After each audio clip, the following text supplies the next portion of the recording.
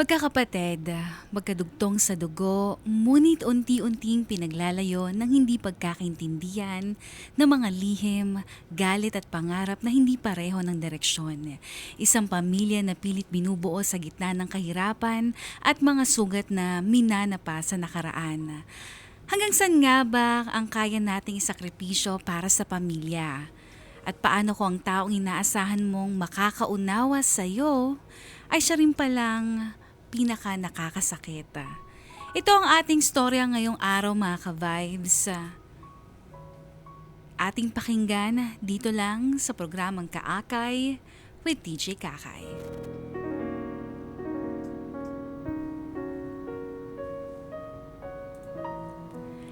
DJ Kakay, gusto ko ibahagi ang isang storya ngayong araw. Ito ang aming storya ng aking buhay at aking mga kapatid. Ang mga pinagdaanan namin sa paglipas ng panahon. Ako nga po pala si Jocelyn. Ngayon ay 35 years old na. Panganay ako sa aming magkakapatid. 3 kami. Kasunod ko si Gemma habang halos kaedad niya naman ang itinuturing namin na bunsong kapatid na si Roxanne. Half-sister namin siya, DJ Kakay, anak ni Papa sa ibang babae. Pero hindi naman ibig sabihin nun ay naging pangit o masama ang aming relasyon sa kanya. Basta ang naalala ko lang, nung 10 years old ako at 7 years old si Gemma, naglalaro kami ng tagu-taguan. Pero imbes na si Gemma ang mahanap ko, doon ko nakilala si Roxanne. At simula noon, nagbago na ang takbo ng buhay namin. Sabay-sabay pa rin kaming lumaki. Kinupkop pa rin namin siya at tinanggap siya ni Mama. At naging isang pamilya pa rin ang turingan namin. Pero may mga pagkakataon nga lang talaga na noong lumalaki kami, hindi na kami talaga nagkakaintindihan. Sisimulan ko ang storya nung college kami. Kung saan maayos naman sana ang buhay pero may mga bagay na hindi maiiwasan. Oh, Gemma, bakit ngayon ka lang? Akala ko ba hanggang 7 PM lang dapat? Diyos ko naman, anong oras na oh? Ate naman, nakakagulat ka. Akala ko tuloy ikaw si Mama. Tik na tuloy akong atakihin sa puso sa'yo. Wala, tulog na si Mama galing sa last catering event niya. Ininit ko yung ulam at kanin para sa inyo ni Roxanne. Wow Thank you ate. Sobrang na-appreciate ko kaso sayang, kumain na ako eh. Aba, saan ka naman kumain? Akala ko ba wala kang pera at nagtitipid ka ha? Tsaka, teka nga, nakainom ka ba? Grabe, konti lang. Nilibre lang ako ng friend kong si Josh. Oh my gosh. Yung Josh na hilaw na yon? Tapatin mo nga ako, Gemma. Nagpapaligaw ka ba dun? Kaya ba buntot ng buntot yun sa'yo, ha? Ano ba ate? Sumasabay lang naman ako sa trip niya, no? Tsaka ano namang masama dun? Eh ikaw nga, tagal mo ng boyfriend si Kuya Timo. Nagreklamo ba ako? Pwede na rin siguro kung mag-boyfriend, no? Aba, at sino nagsabi sa'yo, ha? Ikaw talaga. Aray! Bakit ka naman nananakit? Kailangan talaga mong batok? Ikaw kasi eh. Hindi ka nagsasabi sa akin. Ano bang masama na i-inform mo man lang ako sino yung mga nakakasama mo? Nag-aalala lang naman ako sa'yo, Gemma. Ate naman, uso din kasing lumabas at makipag-socialize, no? Ikaw kasi parang si Kuya Timo eh. Puro pag-aaral mo lang buhay mo. Huwag ganon. Ewan ko sa'yo. At least, etong si Roxanne, nagsasabi sa akin. Kahit naman nagsasabi siya sa'yo, pero galit pa rin. Sino ba kasing di magagalit eh? May nalaman na naman ako. Teka nga, asa na nga ba yun? Tawagin mo nga. Kayo talaga masyadong nagpapagabi pag uwi. Alam mo ate, relax lang no? Naka-high blood ka na naman eh. Hoy, hindi ah. O Roxanne! Bakit ngayon ka lang? Tsaka, ano yan? Ibang damit yung suot mo? Kanino ba yan ha? Ate Jocelyn, pagod ako. Pwede ba?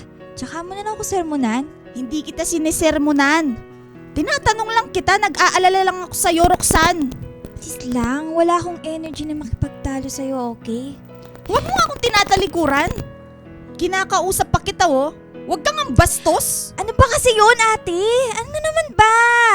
Nagpaalam ka na, pupunta ka doon sa band practice nyo. Pero bakit uuwi ka ng ibang damit mong suot ha? Akala mo ba mapapaniwala mo ko? Hindi ka rin naman makikinig kung mag-explain ako sa'yo eh. Maniniwala ka lang sa bagay na gusto mong paniwalaan dyan. Kaya ano pang silbi kung sasabihin ko sa'yo? Hoy! Ano ba? Huwag nga kayong mag-away. Dinig na dinig kayo ng mga kapitbahay. Hindi ba kayo nahihiya? Bakit, Roxanne? Wala ba akong karapatan na magalit? Nalaman-laman kong nagyosi ka daw. Saan mo naman natutunan yan, ha? Sinong nag-impluwensya sa'yo? Dahil ba dyan sa mga barkada mo, sa mga nakakasama mo? Leche naman, Roxanne! Kung yun lang naman din yung matututunan mo, huwag ka na lang sumama sa mga yun. Itigil mo na yan. Huwag ka hipokrita, Ate Jocelyn. Bakit si Kuya Timo? Hindi mo mapatigan sa pag-yosi. Hinahayaan mo na lang, di ba? Tsaka bakit ba kayo lagi mong pinag-iinitan? Pansin na pansin mo na hindi sa akin tong damit ko, pero napansin mo ba nung umuwi si Ate Gemma na may chikinini sa leeg niya? Tingnan mo! Para sa'yo napakadali na mapansin yung mga pagkakamali ko, pero dyan kay Ate Gemma, papabayaan mo lang. Ano ka ba? Iba yung kay Gemma. Tsaka teka nga, Roxanne. Bakit ka ba nagkakaganyan, ha? Iba yung kay Ate Gemma? Dahil ano?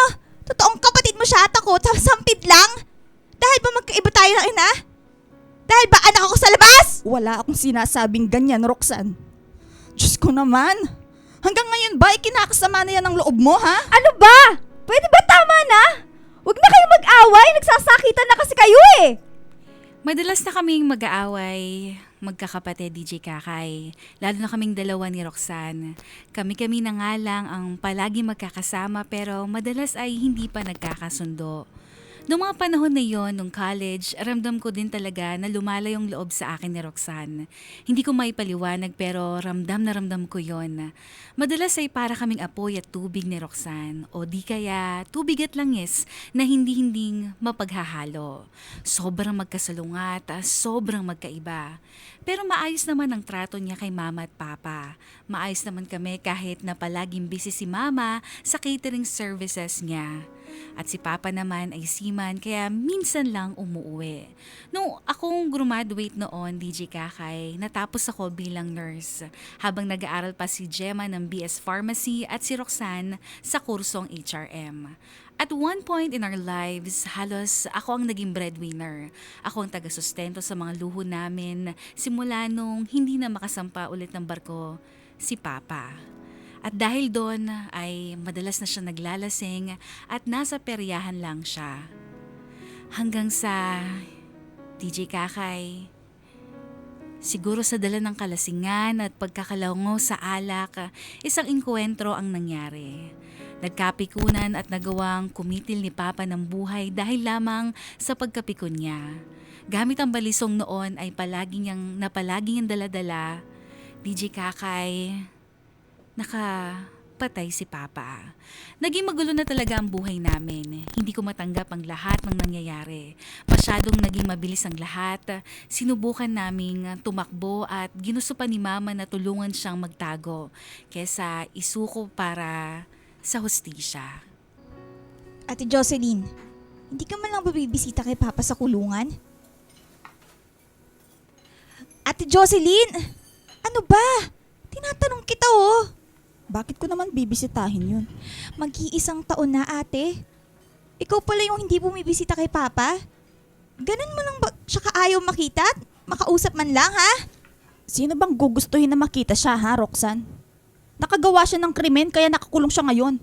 Tsaka anong may tutulong na pagbisita ko sa kanya sa kulungan? Papa mo pa rin siya? Papa natin siya? Bakit ka ba nagkakaganyan? Nangyari na ang lahat, ate. Wala naman tayong magagawa. Hindi natin maibabalik ang nakaraan. Hindi ko siya ama. Ayoko siyang maging ama simula nung nangyari lahat yun. Simula nung sinira niya yung buhay nating lahat. Sumusobra ka na, ate. Sumusobra ka na. Hindi ko alam kung saan nagagaling ang galit sa puso mo. Na kahit kay Mama, lumalayo yung loob mo. Nagkamali lang si Papa, kaya nga siya nandun sa kulungan para pagsisihan yung ginawa niya, di ba? Ano pa bang gusto mo? At tayo? Tayo yung naiiwan dito para linisin yung reputasyon niya, di ba? Para buuin tong lecheng pamilyang to. Baka nakakalimutan mo na handang-handa din kayo ng pagtakpan si Papa nun.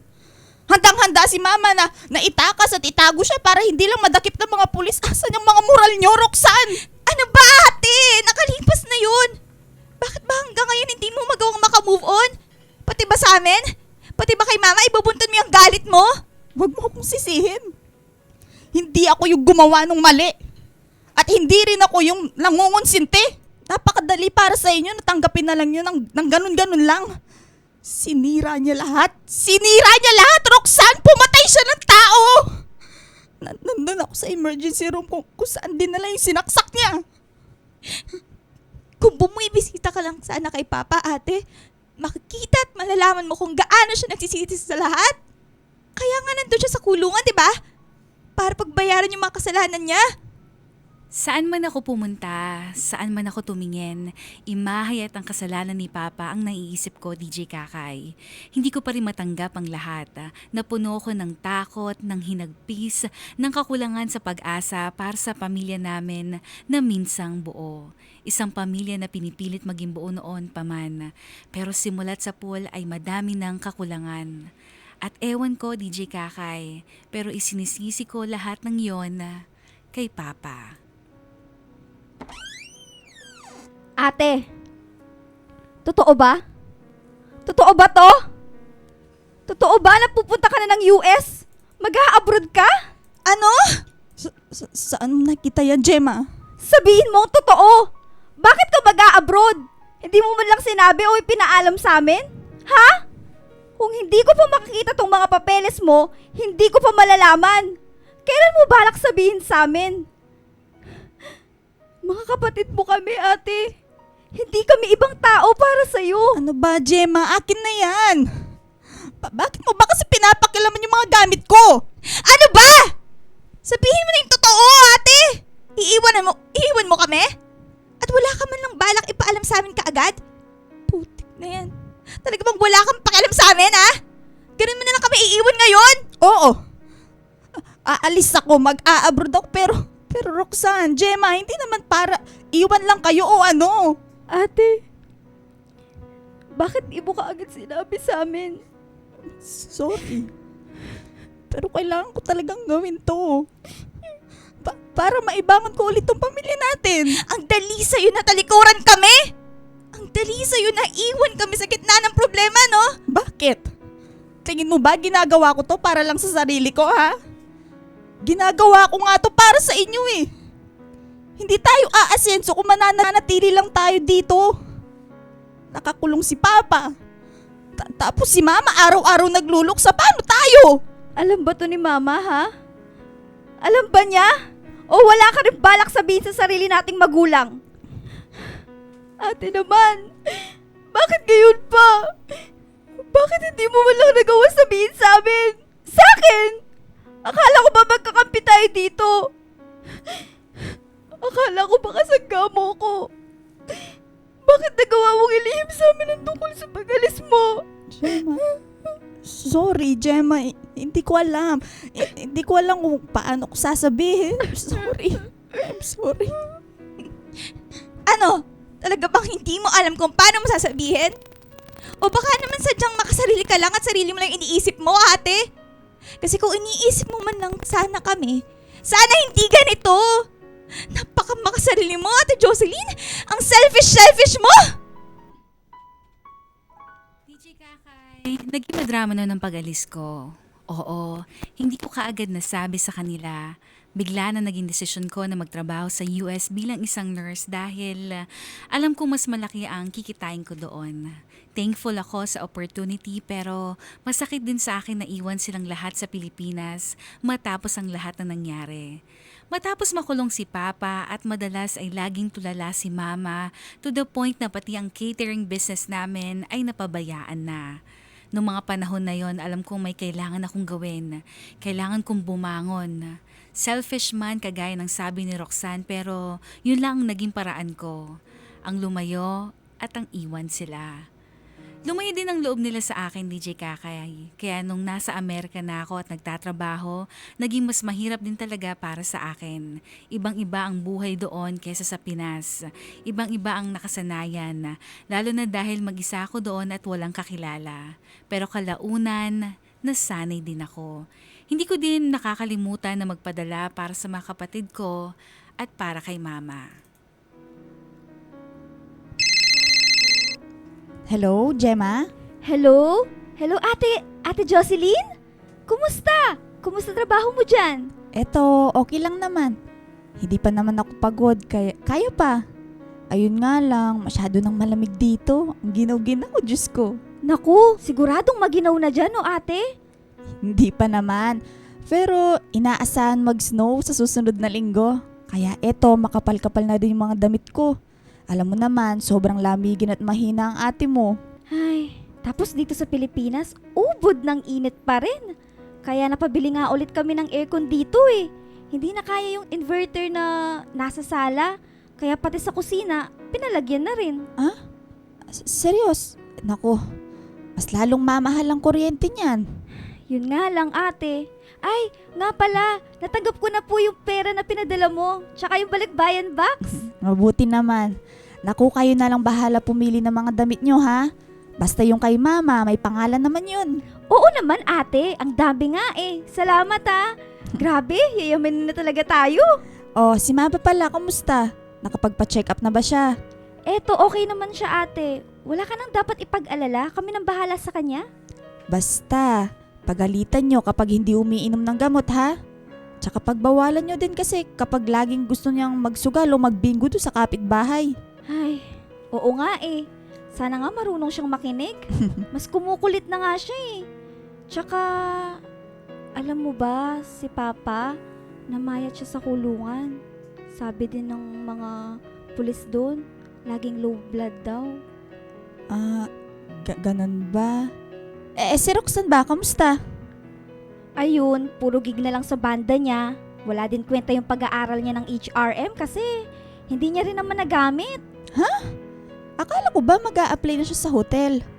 Tsaka dati, balak niya maging flight attendant, di ba? Ate, wag mo nang asahan yun. Puro pagpapakasaya lang naman ang inaatupag nun kasama yung banda niya.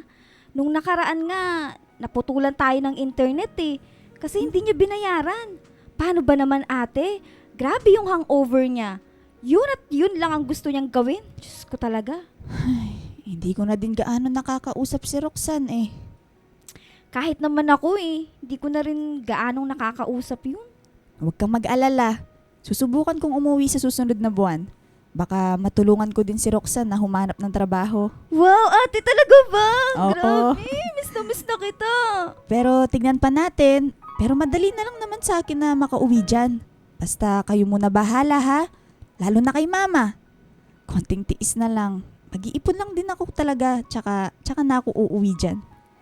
Matagal na din talaga na hindi ako umuwi noon sa Pilipinas. Binuhos at ginugol ko ang sarili ko sa trabaho basta may padala lang ako, DJ Kakay. Masaya ako sa tuwing may naibibigay ako sa aking pamilya. Kahit na malayong loob namin sa isa't isa, pero sa material na bagay man lang sana ay gusto kong matugunan yung puwang na mayroon kami. Uwi ako dapat noon, excited ako. Pero lahat ng plano ko ay biglang nahinto. Hello? Oh, mahal, napatawag ka. Hello? Jocelyn, tapos na ba yung trabaho mo? Oo, pauwi pa lang ako, mahal. Napagod nga ako eh, ang daming pasyente ngayon. Ganun ba? O ikaw, kamusta ka? Kamusta na dyan? Kamusta yung mga kapatid ko? Ayos naman lahat dito. Tsaka yung pera na pinadala mo, nabigay ko na kina Gemma. Huwag ka na mag-alala. Salamat, mahal, ha? Salamat din kasi tinutulungan mo yung mga kapatid ko dyan. Alam mo naman na ikaw lang din talaga yung inaasahan ko. Miss na Mag-break na tayo. Jocelyn, mag-break na tayo. Timo, ano? Anong ibig sabihin nito? Teka, seryoso ka ba? Oo, seryoso ako. Mag-break na tayo, maghiwalay na tayo, tapos na. Huwag mo nga ako niloloko ng ganyan, Timo. Bakit naman tayo maghihiwalay? Mahal, huwag naman ganito. Tunog ba ako nagloloko? Mag-break na tayo, Jocelyn. Hindi ko na kayang mangulila sa relasyon natin na ganito. Timo naman. Anong mangulila? Uuwi ako sa susunod na buwan, no? Di ba sinabi ko sa'yo, uuwi ako. Uuwi ako para sa'yo, para sa pamilya ko. Bakit naman biglaan? Jocelyn, hindi na madali para sa akin to. Noong una pa lang naman, hindi mo na ako inisip eh. Inuna mo pa rin yung sarili mo sa pagpunta mo dyan sa Amerika. Wala na rin patutunguhan to eh. Kaya ngayon pa lang, maghiwalay na tayo. Sumabay noon ang breakup namin ng long-term boyfriend ko na si Timothy. Dala na rin ang difference sa time zones at sa long distance. Kaya napagpasyahan niya na makipag-break sa akin. Masakit to, DJ Kakay, na hindi ko't kinaya. Pero naintindihan ko siya. Tinanggap ko dahil una pa lang ako ang unang nang iwan at umalis para magtrabaho sa ibang bansa. Hindi ko alam ang gagawin ko sa mga panahon na yon, kaya imbes na umuwi, mas ginugol ko na lang ulit ang sarili ko na magtrabaho. Imbes na mas malungkot pa sa mga dinadama ko, kahit papanay gumaan naman ang pakiramdam ko dahil nakakausap ko si Roxanne tungkol kay Timothy. Madalas kasi nagigig ang banda ni Roxanne sa resto bar na pagmamay-ari ni Timothy noon. Kaya laging nakukwentoon ni Roxanne ang ex-boyfriend ko. Sa loob ng ilang buwan na wala na kami ni Timo, alam ko sa sarili ko na mahal ko pa rin siya. Mahal na mahal ko pa rin siya, DJ Kakay. Kinakailangan ko lang siyang pakawalan, pero umaasa pa rin ako noon na baka may pag-asa pa kami na magkabalikan. Oh, hello ate. Kamusta? Eto, okay lang. Miss na miss ko na kayo. Tagal din natin hindi nakakapag-usap. Mukhang nabisi ka ata? Oo ate. Madami kasi akong racket last few weeks. Tsaka may gig na naman ako mamaya. Ganun ba? Gig ba yan kila Timothy? Oo ate. Kamusta naman siya? Okay lang ba siya? Mukhang nagbo-boom yung resto bar nila ah. Mabuti naman kung ganun. Alam mo, matagal niya na talagang pangarap na magkaroon ng ganung business. I'm glad na mukhang successful talaga. Oo nga ate. Okay naman lahat dito eh. Alam mo, Roxanne, may pinag-aralan ka naman. Kung gusto mong mag-abroad, pwede kitang tulungan. May mga kilala din ako na musikera na nag-cruise ship. Malaki ang sahod nila. O kahit hindi ka na maging musikera, HRM graduate ka naman eh. At may experience kaya maganda din yun. Ate naman, bakit naman biglang napunta dito yung usapan? Alam mo ate, wala talaga akong balak mag-ibang bansa. Alam mo yan. Bakit pa ako maghahanap buhay abroad kung masaya ako dito sa Pilipinas? Hindi mo naman ako kaya eh. Huwag mo na ako tulad sa'yo. Hindi naman yun ang ibig kong sabihin, Roxanne. Binibigyan lang kita ng choices and opportunity. Pues hindi ko na kailangan. Tingin mo ba basta-basta ko na lang iwan yung banda ko? Yung mga kaibigan at sila Gemma dito? Ang lala nga nung umalis ka eh, dadagdag pa ako. Roxanne, worried lang ako sa'yo. Sabi ni Gemma, halos wala ka daw tulog. Basta makapunta ka lang sa gigs at mga racket mo, go na go ka. Isipin mo hanggang kailan mo balak gawin yan. Yung puro ganyan na lang. Yung puro na lang ano ate? Grabe. Kaya ka ba tumawag sa akin para malitin ako? Para ipagbalaki sa akin kung gaano kaasensado yung buhay dyan sa ibang bansa at ako dito. Ano, walang nararating kasi kahit kumayad ako? Roxanne, hindi yan ang intensyon ko. Bakit ba lahat ng sinasabi ko minamasama mo? Bakit ba kasi ganyan ka makapagsalita? I'm sorry, okay? Hindi ko naman alam na mamasamain mo eh. Ngayon ko lang naman nabanggit. Pasensya ka na. Maayos na ako ate. Maayos na lahat dito. Huwag mo na sana akong ipitin oh. Kahit kailan, di naman ako humingi ng tulong sa'yo eh. Roxanne, huwag ka naman sanang magalit to. Masaya ko na makitang maayos ka dyan. Alam ko naman yun. Magkakasama at masaya kayo dyan. Hindi ko naman sinabi yun kanina para ikasama ng damdamin mo. Ikaw ba ate? Masaya ka na ba dyan? Hindi ako kaagad nakaimik noon, DJ Kakay. Parang may barado sa dibdib ko nang marinig ko ang tanong ni Roxanne. Masaya nga ba ako? Ano bang dapat kong isagot sa kanya? Oo. Masaya ako. Masaya ako dito. Siyempre, namimiss ko pa rin kayo dyan, pero... Masaya na lahat dito ate. Maayos na kami. Kagaya nung kung gaano kaayos yung buhay mo dyan. Tsaka, naka-move on ka na rin naman, di ba? Oo, naka-move on na ako. Bakit? Ate, paano kung sabihin ko na balak akong ligawan ni Timo? Ha? Okay lang ba yun sa'yo? Anong liligawan ka niya? Oo ate. Okay lang ba? Hindi ka ba magagalit? Alam kong nakamove on ka na, sabi mo rin naman pero sabihin mo sa akin ate, pwede ko naman patigilin. Ano ka ba, Roxanne? Naka-move on na nga ako at mukhang gustong-gusto mo din siya, ano? Magaan ang loob ko sa kanya ate. Pero alam ko din na may past naman kayo Hindi ko naman kinakalimutan yun. Ayokong makaapak ng damdamin ng kahit sino. DJ Kakay, that was another heartbreak. Hindi ako makapaniwala sa narinig ko. Halo-halong emosyon ang naramdaman ko sa sinabi ni Roxanne. Of all people, bakit kailangan na ex-boyfriend ko pa, di ba? Gusto kong tumutol, gusto kong magalit, gusto kong humindi. Gusto kong pigilan silang dalawa, lalo na hindi pa naman sila. Parang ang disrespectful lang sa part ko. Pinagpalit ako sa malapit at sa sobrang lapit sa half-sister ko pa talaga. Parang nangibabaw sa akin ng aking isipan na minsan lang magkaroon ng gusto si Roxanne. At sino ba ako para hadlangan ang kasiyahan nila? Ang kasiyahan na magmahal sa buhay. Ang hirap, DJ Kakay. Parang lahat ng sakripisyo ko, wala din silbi. Ilang araw akong namanhid at halos hindi makakain. Kahit ilang beses kong gustong kumbinsahin ang aking sarili na okay lang ako. Pero hindi talaga. Hindi ko kaya. Mas namuang tampo at galit ko noon kay Roxanne sa aking kapatid. Hindi ko man gustong lumayo ang loob ko, pero di ba kung ako ang nasa sitwasyon nyo o kung kayo ang nasa sitwasyon ko, ano ba ang gagawin nyo? Magpapanggap na masaya para sa kanila? Magpapanggap na okay lang kahit nasasaktan na? Gusto kong bumitaw sa lahat noon. Pati pangarap ko, balak ko na lang din sukuan. Hanggang sa DJ Kakay, maasikaso ko na ang aking residency. Timely din naman dahil sa pakiramdam ko, hindi ko na kayang bumalik ng Pilipinas. Manirahan, kasama sila at magpanggap na okay lang. Nakaprocess na yon, DJ Kakay. Mas lalo tuloy akong hindi pumwede na umuwi ng Pilipinas. Na para sa akin naman ay ikinagaan ng loob ko. Para din sa peace of mind ko dahil alam kong sa paglipas ng panahon, mas nagkakamabutihan na si Roxanne at si Timothy.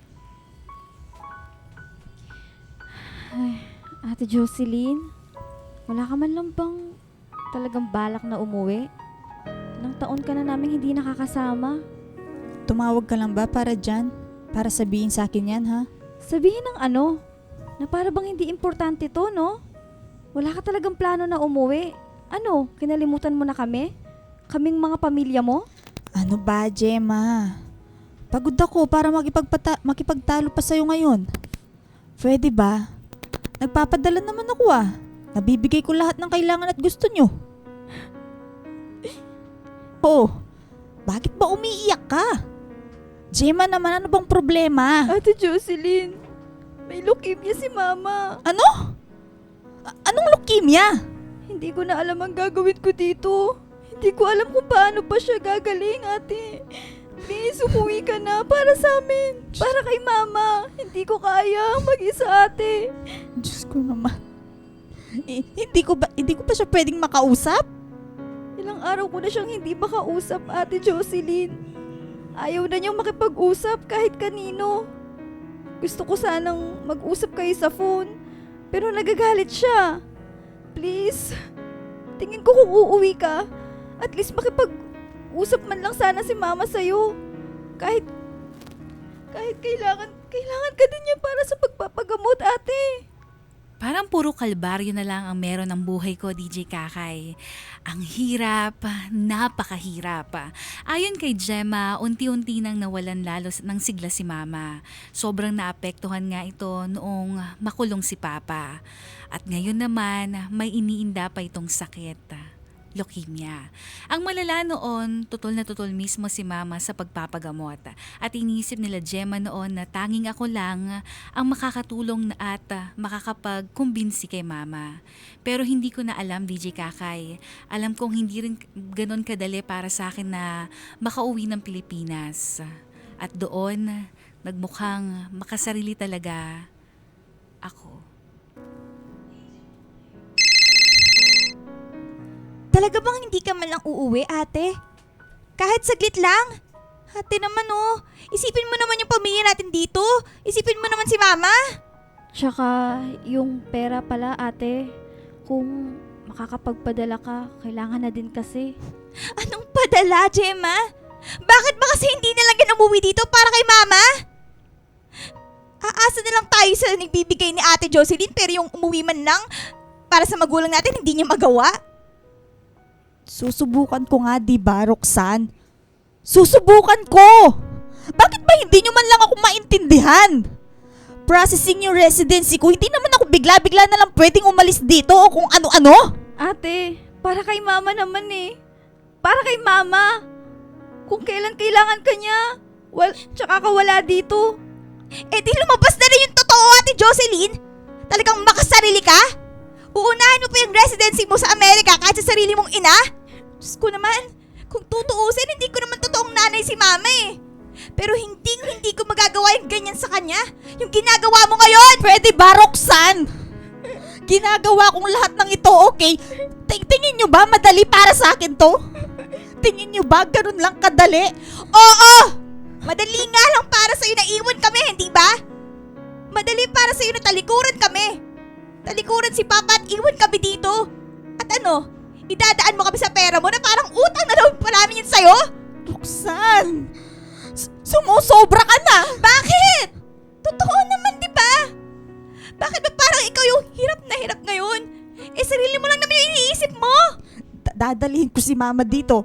Aasikasuhin ko lahat. Mas mababagaan siya dito, mas maaalagaan siya. When it comes to treatment and all, mas maganda dito sa Amerika. Naririnig mo ba yung sinasabi mo, ate? Sigurado ka ba? Oo, aasikasuhin ko lahat. Bago pa mas lumala yung sakit ni Mama. Sige nga, paano mo kukumbinsihin si Mama? Paano mo siya kukumbinsihin, ha? Hindi nga siya nakikipag-usap kahit kanino eh. Yung pag-uwi mo na lang sana yung inaasahan namin pero wala pa. Anong pagkakaiba pa kung dyan siya magpagamot, ha? Hindi namin namalayan na sa paglipas ng oras, mas lalo naging malubha ang sakit ni Mama. Malaking parte ko ang gusto ko na talagang umuwi. Pero paano naman ang trabaho ko? Hindi sapat ang naipon ko para sa pagpapagamot kay Mama. At subukan ko man siyang dalhin sa Amerika, mukhang matatagalan pa. Pakiramdam ko noon, DJ Kakay, ay napakasama kong anak. Isang bagay na dinala at dadalhin ko sa buong buhay ko. Isang nakatanim na pagsisisi sa akin. Sana nga umuwi ako noon. Sana nga sinunod ko ang kagustuhan nila Roxanne at Jocelyn bago pa maging huli ang lahat. DJ Kakay, malaman-laman ko na lang na binawian na ng buhay si Mama. Hindi ko na kinaya. Dulot ng sakit niya at pati na rin sa mabigat na depresyon at alam kong kasalan ko na hindi ako kaagad nakauwi. Hanggang sa ito, huli na ang lahat. Kung kailan, wala na ang lahat. Napakasakit para sa akin na ang lamay na niya ang mauuwian ko. Ate Roxanne, wala na si Mama. Mama? Mama! Bakit andito ka? Bakit andito ka? Talagang naging ka pa dumating, ha? Ate Jocelyn. Ang kapal ng mukha mo, Ate Jocelyn! Talagang ngayon ka pa umuwi! Samantalang nung kailangan ka na namin kahit isang saglit, hindi mo magawa. Mas inuna mo yung lecheng buhay mo sa Amerika! Gusto kong makita si Mama. Nandito ako para kay Mama. Ano ba, Roxanne? Pero ano, nung panahon na kailangan ka niya, wala ka. Ngayon ka pa talaga nagpakita. Ang kapal-kapal na mukha mo! Roxanne, love, kumalma ka muna. Bitawan mo ko, Timo. Talagang masasakal ko yung babaeng yan. Ano ba? Huwag na kayo mag-away dito. Napakalapastangan nyo. Dito pa talaga sa harapan ni Mama. Hindi na ba kayo nahihiya? May mga bisita din tayo, oh. Pinagtitinginan na tayo. Pagod na rin ako. Mahiya? Iyang si Ate Jocelyn na makapala mo ka para umuwi pa ngayon eh. Katapos ng lahat, Gemma! Katapos ng lahat ng pagdurusa natin dito, tsaka siya darating at magluluksa. Tsaka iiyak-iyak ngayon. Ang galing mo din eh, no? Napakagaling mo! Bakit? Bakit, Roxanne? Wala ba akong karapatan makita si Mama, ha? Wala ba akong karapatan na magluksa ngayon? Nanay ko siya. Wag mo akong maduro-duro ng ganyan, Roxanne, dahil una't una pa lang, ikaw ang sampid sa pamilyang to. Huwag kang magmagaling dahil hindi naman si mama ang nanay mo. Anong sinabi mo? Anong sinabi mo? Pwede ba? Pwede ba? Kumalma kayo. Please. Huwag na kayong huwag mo. mag-away. Please. Huwag na huwag mo akong tatanggalan ng karapatan kay mama. Ikaw ang walang karapatan, Roxanne. Kung itong ex-boyfriend ko nga ay nagawa mong pulutin, pues sariling nanay ko. Ako ang anak niya, Roxanne. Huwag mo akong sumbatan na parang hindi nang galing sa akin ang damit mo at mga luho mo. Ate, ano ba? Huwag ka namang magsalita ng ganyan! Ikaw ba yung nagpapunta dito sa kanya, Gemma? Ikaw ba? Tingnan mo. Siya naman yung nanunumbat sa mga ginawa niya para sa atin, oh. Walang ibang pinagmamalaki kundi yung kinikita niya na dolyar. Pero until now, miserable pa rin yung buhay. Ganyan talaga kapag makasarili. Kapag sarili lang yung iniintindi. Wow! Hanga naman ako sa'yo, Roxanne, ah. At least ako, may ipagmamalaki. Pero ikaw ano? Ikaw anong ipagmamalaki mo? Wala! Kasi kontento ka na sa buhay mo na ganito na lang. Wala kang ibang kayang ipagmalaki kundi yung pagiging oportunista mo. Kundi yung pag-aahas mo. Pang-aahas! Wala akong inahas, Ate Jocelyn. Hindi ako nang-ahas dito. Talaga ba? Anong sinasabi mo, Jocelyn? Bullshit, Roxanne! Ikaw ang taga-comfort ni Timo, di ba? Malaman-laman ko na lang, nasa iyo na. Aba, wow! Kagayang-kagaya ka lang din ng totoo mong ina. Wag na wag mo idadamay yung nanay ko dito. Bakit? Hindi ba totoo? Tama na, utang na loob! Huwag na kayong mag-away! Sabihin mo yan sa ate mo. Siya lang naman yung pumunta dito para manggulo. Roxanne, tama na. Please, tara na. Kumalma ka muna, please. Malaking gulong nangyari nung umuwi ako. Nagluluksa ang lahat, masasakit ang mga damdamin at punong-puno ng emosyon. Nagbitiw kami ng mga masasakit na salita ni Roxana, mga naipon na galit at tampo sa isa't isa. Kahit sa mismong burol ni Mama, hindi man lang namin nagawang makipag-ayos. Oo, DJ Kakay, alam ko din na madami akong pagkukulang. Puno pa rin ako ng pagsisisi dahil ako ang mismong umalis at nang iwan. Ako ang hindi nagawang umuwi nung kailangan nila ako. Nabalot ang puso ko ng galit kahit sa aking sarili. Pakiramdam ko simula't una pa lang wala na akong ginawang ikabubuti ng pamilya namin. Ganun nga kaya ako ka-selfish na sarili ko lang ang iniisip ko. Sa ilang araw ko na umuwi ng Pilipinas para kong nasa isang lugar na minsan kong tahanan pero ngayon na hindi ko na kinabibilangan. At malaman ko na lang, engaged na sila Timo at Roxanne at may plano na silang magpakasal. Wala na akong nararamdaman para kay Timo. Alam kong at that point hindi ko na siya mahal. Pero sobra pa rin akong nanghina, nasaktan, nagalit sa hindi ko maintindihan na dahilan. Timo, ano bang kailangan mo? Bakit gusto mo makipagkita pa sa akin dito? Jocelyn, okay, upo ka muna. Please, mag-usap tayo. Diretsuhin mo na ako, Timo. Kung tungkol to sa kapatid ko, ano No, Jocelyn. Tungkol to sa ating dalawa. Alam mo, iniisip pa rin kita eh. Iniisip pa rin kita, Jocelyn. Mahal pa rin kita. Ano? Nababaliw ka na ba? 2 taon na kayong magkarelasyon ni Roxanne. Nang kapatid ko, Timo. Tapos sasabihin mo sa akin ngayon na mahal mo pa rin ako? Huwag mo nga kaming ginagago. Kamali ako, Jocelyn. Alam kong hindi tama na iniwanan kita noon. Timo, ikakasal ka na. Ikakasal na kayo ngayon ng kapatid ko. Tsaka mo ipapaniwala sa akin na ako talaga yung mahal mo? Pwede ba? Tigilan mo na ako. At kung hindi mo na talaga mahal si Roxanne, hiwalayan mo siya. Hindi niya deserve ng taong kagaya mo. Gulong-gulo ko, DJ Kakay.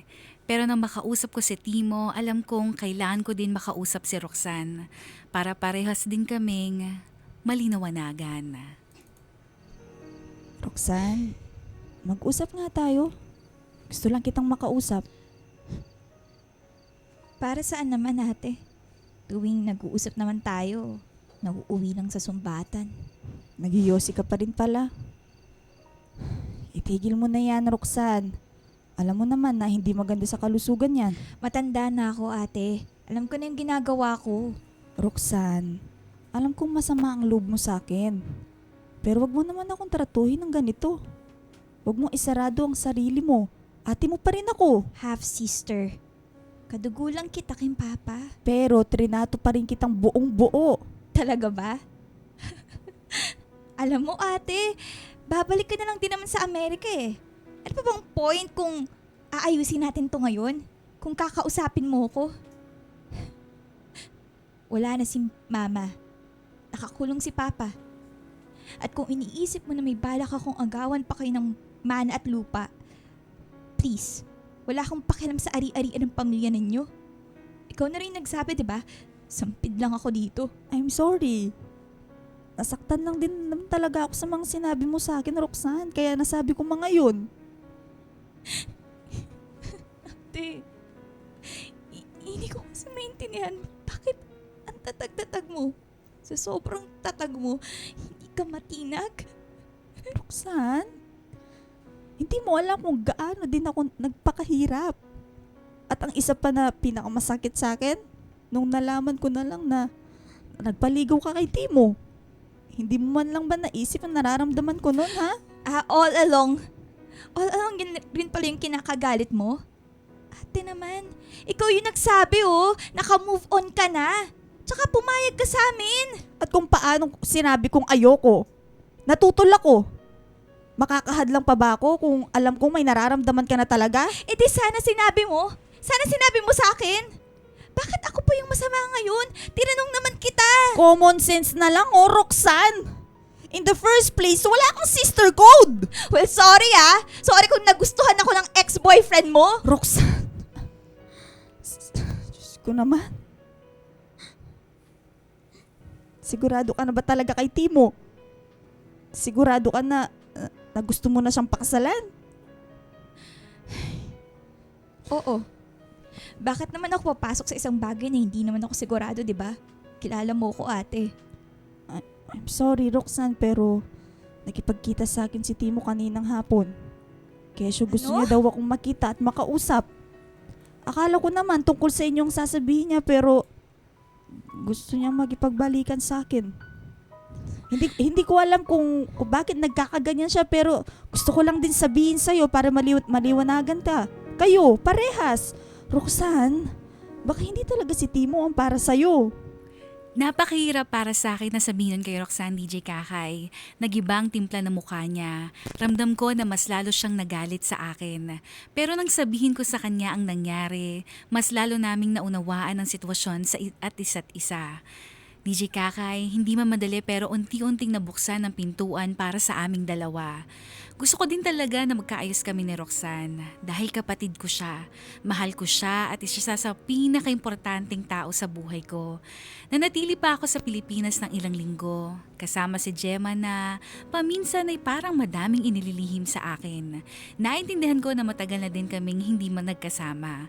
Kaya malaking parte na parang hindi ko na din siya kilala. Sabi ko naman sa'yo, mabilis akong kumilos, di ba? Basta hintayin mo na lang ako, ha? Oo, susubukan ko. Kakausapin ko sila ate. Oo nga, maghintay ka na lang muna. Sige. Tatawagan na lang kita mamaya, okay? Ingat ka. Oh, Gemma, sino yung kausap mo? O, kumain ka na ba? Nagluto ako ng tanghalian natin. Ate, wala. Kaibigan ko lang. May tinatanong lang siya. Hindi na muna siguro ako makakakain kasama ka. Ha? Mm-mm. Bakit naman? May lakad ka ba? Oo sana eh. May lakad. May gagawin pa kasi ako. Oo, tama. May gagawin pa ako. Sige. Mag-iingat ka, ha? Thank you. Nung una, hindi ko gaanong napansin o napagtuunan ng atensyon ng kakaibang kinikilos o pag-uugali ni Gemma. Wala naman kasi talaga akong dapat ikaduda o ikabahala sa kanya. Kaya hindi din ako nagtanong pa. Kung alam ko lang, magaling mag-invest si Gemma. At nakikita ko naman yun dahil ilang beses na rin siyang nakabili ng sariling sasakyan. Pero yun pala, may mga katotohanan palang hindi ko nalalaman. Isang mabigat na katotohanan na sisira muli sa amin. Ano ba, Roxanne? Bitawan mo ako! Sabi! Ang kapal din talaga ng mukha mo, ano? Gemma naman! Bakit mo yun ginawa? Ikaw po yung nagmamatigas ngayon? Wala ka talagang konsensya? Pakialam mo ba ha? Bakit mo ba ako pinakikialaman ha? Bakit kita pinapakialaman? Gago ka ba? Binenta mo tong bahay at lupa nila mama at papa? Sinong hindi magagalit sa'yo, ha? Kakamatay lang ni mama, oh. Tapos ganito yung gagawin mo? Sabihin mo! Sabihin mo kung kanino mo binenta! Kanino mo binenta? Ano ba, Roxanne? Bitawan mo nga ako. Wala kang karapatan na pagsabihan ako ngayon. Wala ka namang karapatan sa bahay at lupa nila mama eh. Anong pinag-aawayan nyo? Totoo ba yung ginawa mo, Gemma? Totoo ba? Binenta mo ba yung bahay at lupa? Sabihin mo! Ate Jocelyn! Pucha naman, Gemma! Bakit mo ba ginawa yun? Bakit mo kami ginaganito? Pinautang mo siya ng 1 milyon, hindi ba? Kesyo para sa investments niya? Yan ang hirap sa'yo din eh, Ate Jocelyn! Ang bilis mong pagkatiwala nitong kapatid mo! Napakadali para sa'yo na ibigay lahat ng gusto niya! Ano ba, Roxanne? Napakapabida mo eh, no? Bakit? Ayaw mo malaman niya na scammer yung boyfriend mo? Yung boyfriend mo na matagal mo nang nililihim? Kung hindi ko po kayo nakita nung isang araw na nagtatalo porkit natalo siya sa kasino? Leche, Gemma! Ang tanga-tanga mo! Anong scammer? Anong ginawa mo, Gemma? Ate, please. Let me explain. Huwag ka maniwala dito kay Roxanne. Hindi totoo ang sinasabi niya. Explain ng ano? Nagawa mo nga ibenta itong lupa natin at bahay, hindi ba? Ate Jocelyn, niloloko lang tayo ni Gemma. Hindi naman totoo yung mga investments din yan eh. Scammer lang yan! At yung pinahiram mo na 1 milyon, tingin mo ba ay may babalik pa niya? Itong bahay at lupa, tingin mo ba makukuha pa natin ulit? Diyos ko naman, Gemma! Bakit mo to ginagawa? Sorry, ate. Bakit ka ba nagkakaganito? Bakit ngayon ko lang nalaman lahat ng to, Gemma naman? Sorry, Hindi ko kailan inisip na magagawa mo to. Hindi ko alam kung saan ako nagkulang. Binigay ko lahat sa'yo! Sa inyo! Hindi ko maintindihan bakit kaya mong gawin lahat ng to. Hindi ko mabatid, DJ Kakay. Ang sakit-sakit. Hanggang ngayon, hindi ko matanggap ang mga nangyari. Simula na mawala si Mama at ito pa pala ang matagal nang ginagawa ng kapatid kong Gemma. Binenta ni Gemma ang bahay at lupa namin. At sa isang iglap, nawala ang lahat. Ang buhay na nabuo sa munti naming tahanan, mailan pang natira na lupain sila Mama at nakuha ko naman ang titulo. DJ Kakay, simula noon, kakaibang lungkot at galit ang natanim sa puso ko. Akala ko magiging maayos ang lahat, ngunit lalo pang naging magulo. Napuno ng lamat, napuno ng sugat. Sirang-sira na ang pamilya na mayroon kami. May mga bagay noon na mahirap na rin talagang ayusin pa. Paminsan, hindi na kailangan ng kapatawaran. Gusto ko man intindihin si Gemma pero malaking parte talaga sa akin na ang nadurog at nawasak. Bumalik ako noon sa Amerika, dala-dala ang lahat ng iyon. Kahit mahirap, kahit sobrang sakit, talagang nasira na ang lahat. Ilang taon ang nakalipas at ito ko ngayon. I spent my last year working for myself and my future family. Tsaka akong muling bumalik ngayon sa Pilipinas kasamang asawa ko na si Desmond. Isang lalaki na nakilala ko sa US. Mukhang napaka-successful ko na sa tuwing nakikita ko o nakikita ko ng iba. Kesyo yumaman sa ibang bansa, kesyo nakabingwit ng AFAM, ngunit hindi lahat nakakaalam sa naging buhay ko hanggang ngayon. Ang lahat ng bigat na dala ko, o dala-dala ko pa rin kahit sa sobrang tagal na ng panahon. After so many years din, DJ Kakay, ngayon ko lang nagawang bisitahin si Papa sa kulungan. Doon na nangyari ang kapatawaran. Ang pagharap sa kanya after ng napakatagal na panahon. After ng lahat ng nangyari sa aming pamilya. Ilang taon na lang din at makakalaya na siya. Handang-handa na siya na magbagong buhay at humarap sa panibagong sarili niya. Yung hindi na ulitin ang mga pagkakamali, yung mga taong nagsisisi at nagdurusa din dahil sa kanilang maling ginawa. Masaya ako na nagawa ko ng kausapin si Papa. Unti-unting malaking parte sa akin ang nabuo at naayos. Kahit na halos magulo, mawasak at masira pa rin ang ibang parte nito. Samantalang si Roxanne naman ay nag-apply sa cruise ship, iniwan niya si Timo. Hindi natuloy ang plano nila magpakasal. Mas pinili na niya ang sarili niya at gawin ang gusto niya na malayo na rin sa Pilipinas. Lalo din dahil sa ginawa ni Gemma. DJ Kakay, hanggang ngayon, hindi ko pa rin nakakausap si Gemma. Ang tanging alam ko lamang ay nasa probinsya siya. Pero lahat ng pera, wala na.